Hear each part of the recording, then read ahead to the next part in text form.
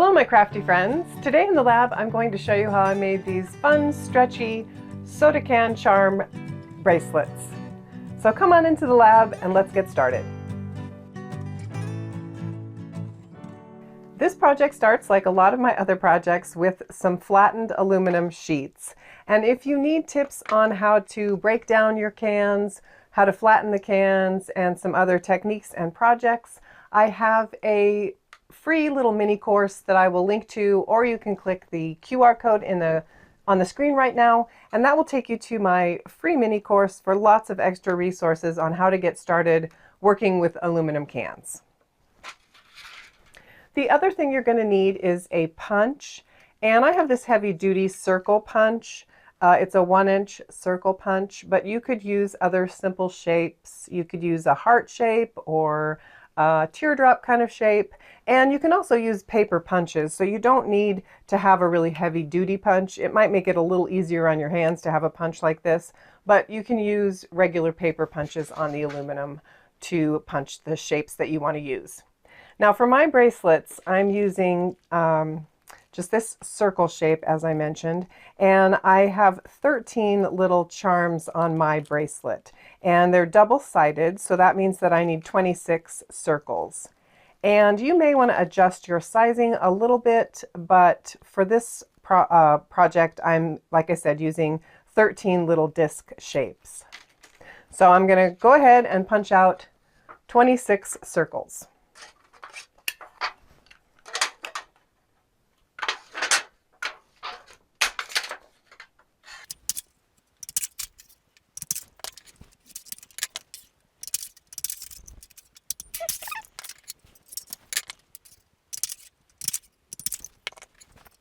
So now that I have all of my circles punched out, the next thing I want to do is I'm just going to take my Elmer's glue stick here, and I'm going to glue the pieces together with the colored side out. And the easiest way I've found to do this is to just put some glue on both pieces. And you can see I'm sort of missing a spot there where I'm holding it. So when I put them together, I just want to make sure that the spots that don't have glue are opposite each other. So I'm just going to grab a hold of this guy and make sure that I have a glue portion on the area where I don't have glue. Now, if you need to, you can use a clothespin or something to clamp the pieces together. If they're pretty flat, you may not even need to do that. But if they start opening up, you can definitely just clamp them quickly with a clothespin. So I'm going to carry on gluing all my pieces together.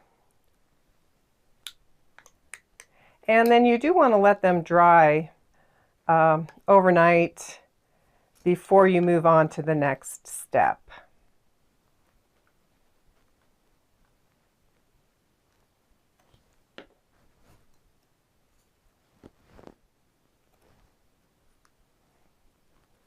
So I'm going to switch to some that have had time to dry here. And what I want to do next is to pierce the hole in them. And to do that, I'm just working on a little piece of t-shirt that's folded. You could use a mouse pad or some sort of soft pad. And then I have my piercing tool. And I want to go ahead and punch a hole just about an 1/16 of an inch away from the edge. And if you want an up and down to your pieces, you can line them up so that you have the hole kind of at the top, or you can just place your hole more randomly on each of the circles. Now again, you're going to need 13 circles. I'm only working on 3 here, so you're just going to repeat this same process for all of your 13 pieces. And then my piercing tool is not making a terribly big hole, so I'm carefully just sliding it on to the piercing tool just to make my hole a little bit bigger.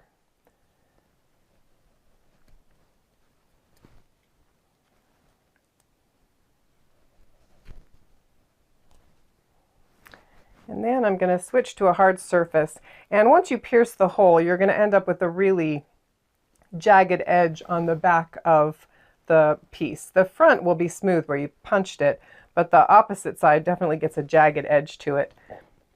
So you can use any tool that works for you. I'm just going to start with my embossing tool, and I want to kind of press in this hole that I've pierced here and just make sure that I'm pushing the metal shards kind of away so that the hole will stay open.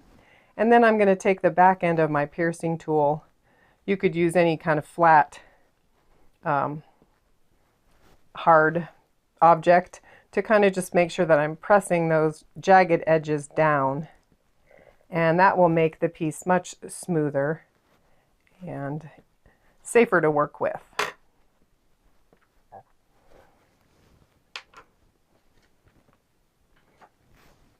So next I'm going to take a toothpick, and I want to slide my piece firmly onto the toothpick so that it doesn't swing around. And I'll do that with all of the discs that I'm making. Again, I'm just working with 3, but you're going to have 13 or more depending on how big you make your bracelet.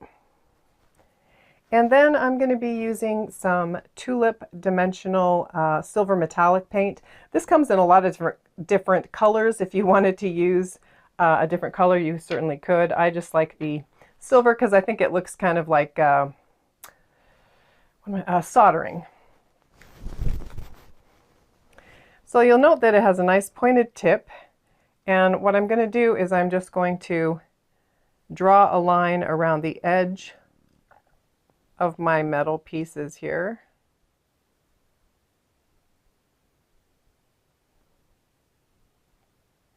And you may need to go back around more than once because you want it on the edge and you want it to show a little bit on both sides. So I usually start by just going around the edge, and then I'll take a look at the front and the back of the piece and add a little paint if I need to.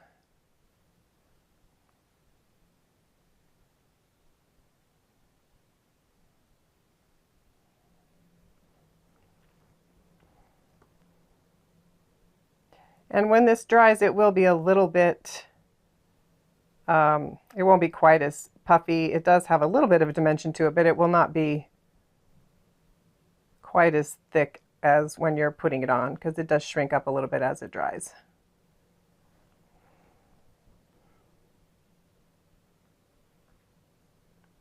So you can add as little or as much as you want to. And then I just have a little piece of styrofoam here, and I'm going to stake my piece in that and allow the paint to dry.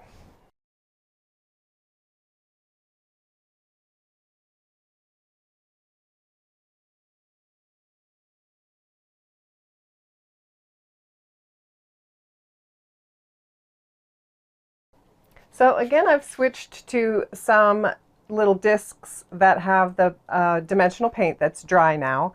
And this step is optional, but I'm going to add a little bit of sealer to my pieces. And I'm just using the Minwax polyacrylic in the gloss finish.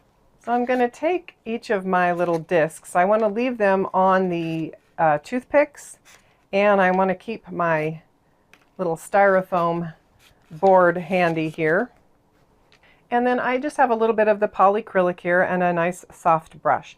And I want to start on the bottom side, and I'm just kind of supporting the disc on the edge of my little dish here so that I don't push it off of the toothpick. And then I can turn it over, and now I'm pushing the piece onto the toothpick so I don't have to worry about it falling off. And that's, I'm just going to put a quick coat on the front and back and put it back in my styrofoam and allow that to dry. It doesn't take very much of the polyacrylic, so you can work pretty fast and get a nice glossy coat and seal the paint and just have a little more finished look to the pieces. I'm switching colors again because these discs have been sealed and dried, and the next step is to add some jump rings. So I'm working with 8mm and 6mm jump rings. You want sort of a larger jump ring to fit through the disc just because you do have a little bit of metal there, and you want to make sure that your little charms will swing nicely and move around. So I'm just going to find the slit in my jump ring. I always have to feel for them because I can't see them anymore. And I'm just going to use 2 pairs of my needle nose pliers to twist that jump ring open. And then I will slide it through my disc and use the opposite motion to twist the jump ring back and close it off. Now you could just use one jump ring, but I think the charms hang a little bit nicer if you put a second jump ring on, and I'm just using a smaller one for that. You can use whatever size you want to work with, and that will give you the results that you want. But I think that the size 6 jump rings are pretty standard, easy size for me to work with. And then if you need a little larger jump ring, you can use a 8 or a 10. So I'm just going to add this jump ring to my first jump ring. And again, just grab it with my 2 pairs of pliers and twist it back to close it.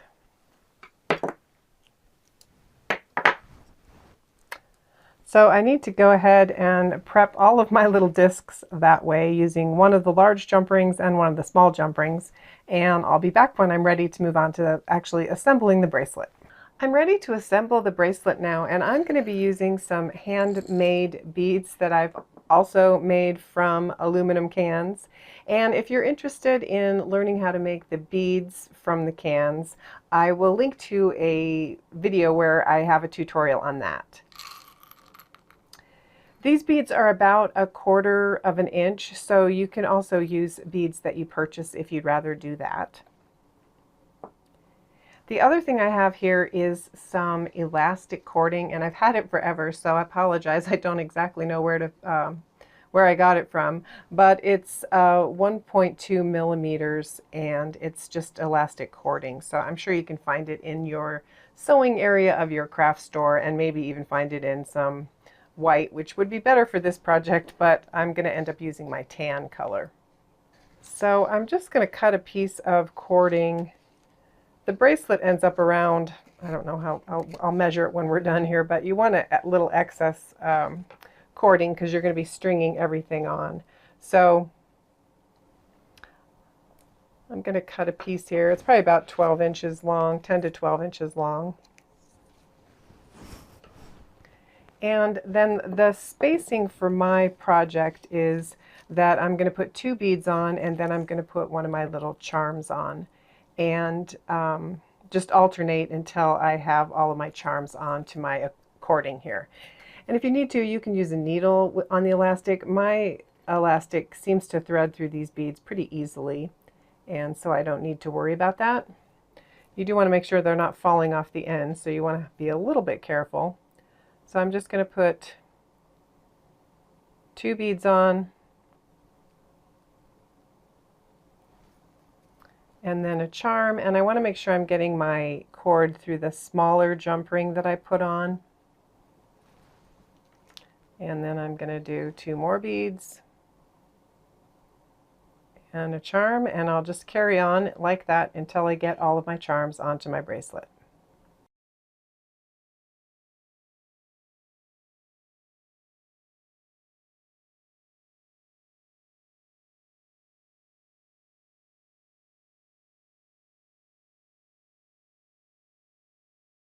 So I finished threading everything on here, and this bracelet is about 6.5 inches. So if you need a bigger bracelet or a smaller bracelet, you can kind of figure out your own adjustments. But if you're using 1/4-inch beads and 13 charms, you should have a bracelet that comes out to 6.5 inches.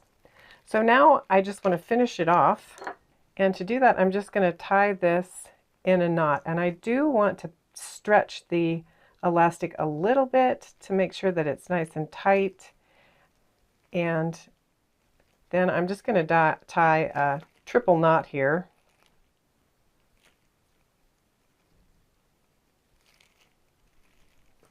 And I'm going to trim my extra elastic off here.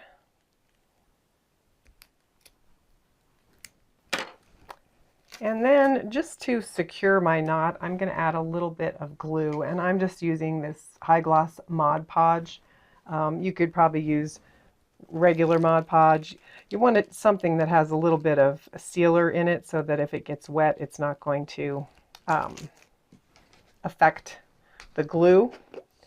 And I just like this high gloss Mod Podge because it's a little thicker and easier to work with. So I'm just going to work some of that glue into my knot here. And just make sure that it's got a little extra hold to my knot just because I trimmed it off so close to the edge. So just going to work that into the knot, and then I'll set that aside to dry and my bracelet will be finished. Thanks for spending some time in the lab with me today. I do hope you found some inspiration here. Don't forget to check out all the extra resources in the description, and you can also find a link to sign up for the Upcycled Design Lab's email list if you'd like to be notified when there's a new video. You can also visit the Upcycled Design Lab website or YouTube channel for lots more upcycling inspiration and project tutorials. If you enjoyed today's video, please give it a thumbs up to let YouTube know that you'd like to see more content from this channel. And if you haven't already, I'd love for you to hit that subscribe button to join my YouTube community. Thanks again for watching, and I'll see you in the next video.